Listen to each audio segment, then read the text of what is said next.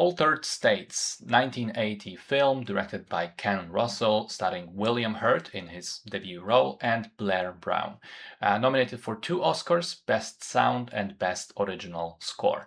The movie is a psychedelic drama about a psycho-physiologist who is experimenting with drugs and sensory deprivation tanks on himself in the hopes of reaching backwards into his genetic memories and touching the origins of human creation.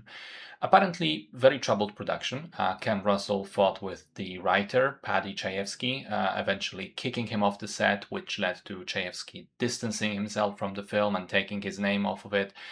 Russell was also reportedly drunk a lot of the time, and his behavior on set was generally questionable and sort of led to him becoming a pariah in Hollywood and never really, doing something meaningful ever again.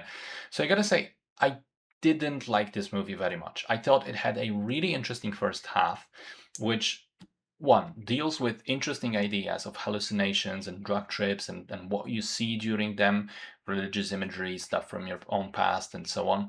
And I think that's a cool subject to explore, getting lost in your own subconscious. It also has an interesting arc for the character, who is this successful, brilliant researcher with a beautiful wife and kids, who seemingly abandons all of it as he goes deeper and deeper into his own personal obsession.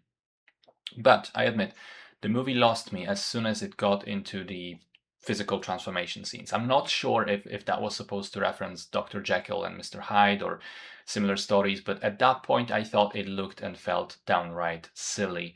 I no longer bought into the movie's reality and found it disappointing that instead of delving purely into the psychological implications, it chose to do these unrealistic physical monster transformations. I just thought that having these things actually happen removes some of the mystique and ambiguity about what is going on versus what is imagined. Also doesn't help that the special effects have aged quite badly and the movie doesn't look great in that regard.